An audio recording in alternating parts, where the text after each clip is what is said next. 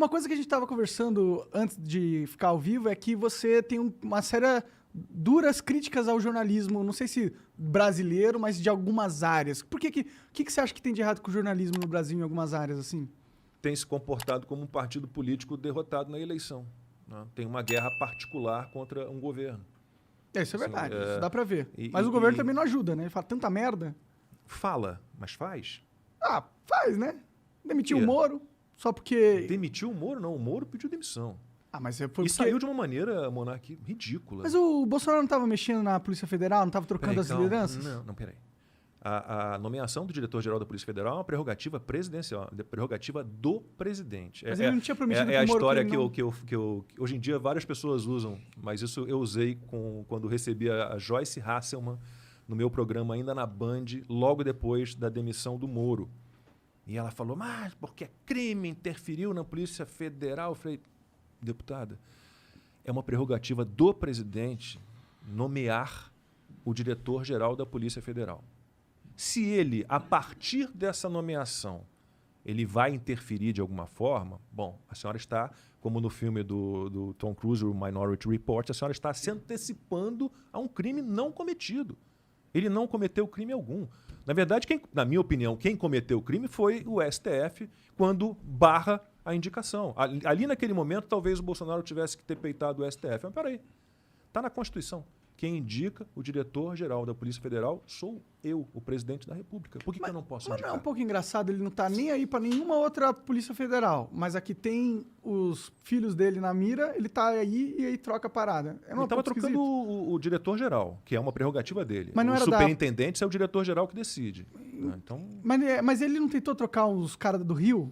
Não, ele estava tentando botar o Ramagem, né? Que era a indicação dele da Federal, ele é da porra toda. Diretor-geral da Polícia Federal. Entendi. Aí o presidente nomeia o diretor-geral da Polícia Federal e esse diretor-geral nomeia o superintendente da Polícia Federal em cada um dos estados e no Distrito Federal. Entendi. É assim que funciona. Então você dizer que o Bolsonaro interferiu na Polícia Federal porque indicou ou quis ou tentou indicar o diretor?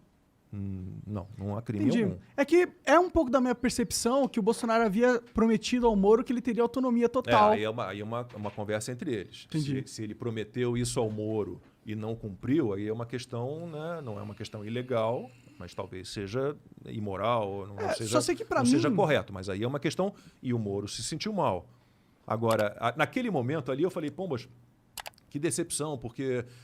Será? Porque o Moro saiu desse jeito, dizendo que ele deve ter realmente provas de que o Bolsonaro estava mexendo geral para proteger os filhos, ou sei lá mais para quê. Bom, mas ele tinha com certeza uma intuição muito forte que esse era o motivo. Mas não apresentou nada. Não apresentou nada.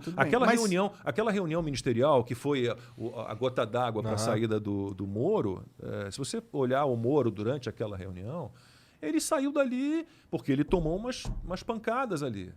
Né? Tomou umas pancadas. O Bolsonaro estava querendo mexer com o ministério dele porque foi o início daquela fase de fecha tudo, de prende quem está na rua. Era um momento assim, de agressão total à liberdade. Né? Será que foi por isso mesmo? Eu não sei se eu compro isso. O Moro se sentiu... O Moro tinha uma credibilidade, não tinha? Mas ele se sentiu de alguma forma... É como se você levasse um pito, né, no seu colégio, na frente dos seus colegas de colégio, ficasse... com vergonha e pedisse para sair do colégio. Chegasse em casa, no caso dele, ele pediu para sair do governo. Então, assim, tomou um pito. Você está falando que foi uma infantilidade a forma que ele agiu. Eu sempre fui um grande admirador do juiz Sérgio Moro. Né? Essa história de o STF descondenar, né? Agora é o verbo, descondenar o Lula, de anular processos. Tudo que eu sei dos processos, das sentenças do Moro contra o Lula são sentenças absolutamente perfeitas, né, embasadas, com provas sobradas, como disse lá o Gebran Neto, o juiz do TRF, que julgou em segunda instância.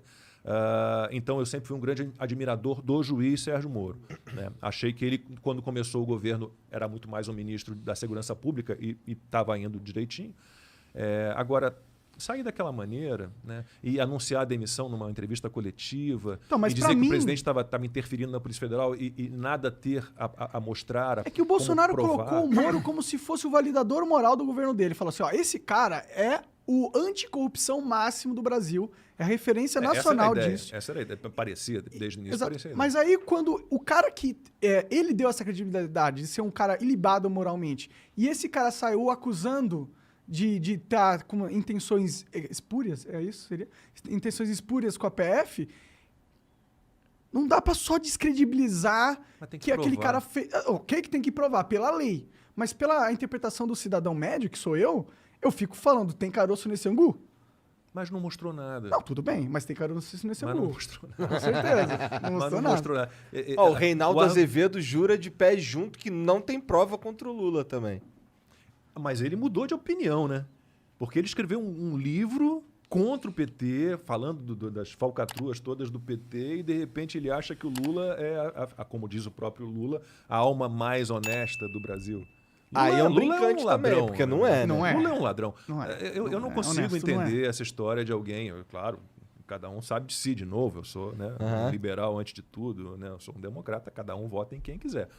Agora, é complicado compreender como é que alguém, né, ainda pensa em votar no Lula. Mensalão tá aí, cara. Petrolão tá aí. Cara, 5 bilhões de reais foram recuperados. Havia, né? Porque agora já não sei mais nada, é possível que tenham que devolver esse dinheiro todo. Havia 14 bilhões de reais em recuperação ainda. Então, peraí.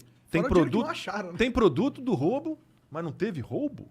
Isso é esquizofrênico, isso não existe. Faz sentido, né? Faz totalmente sentido. Eu acho que acreditar na inocência, não só do Lula, mas do PT inteiro como um partido... Zé Dirceu é um guerrilheiro treinado em Cuba. O problema do Lula não é nem só o Lula. O Lula me dá medo, porque ele é um cara muito mais habilidoso que o Bolsonaro politicamente. E ele tem um grupo muito maior, muito bem mais estruturado. E é isso que me dá mais medo ainda, o grupo que por trás do Lula. Porque o Lula não é só o Lula.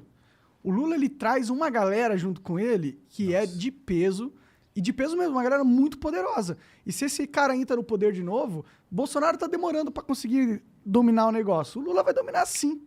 Em um segundo. A questão do Lula é o seguinte: vamos imaginar que o Lula realmente é, como ele acha, como ele diz, a alma mais honesta do Brasil. Ele não se torna a pessoa mais competente, o governante mais competente, um estadista, um grande gestor público. Ele não é, porque as ideias que ele defende, que o partido dele defende, todos os partidos de esquerda defendem, elas não deram certo em lugar nenhum do mundo em época nenhuma. De novo, eu sou muito pela simplificação. Assim. Eu sou um repórter de televisão, então eu sempre trabalhei como repórter desde o início da minha carreira, fazendo reportagens por 1 minuto, 1 minuto e meio. Então você tem que ganhar um poder de síntese, uma objetividade, uma concisão, né, que outros veículos de comunicação não exigem, mas televisão exige. Então eu acho às vezes que a discussão... o Guilherme Fiuza não gosta dessa divisão de direita, esquerda, conservadores, liberais, progressistas, sempre entre aspas.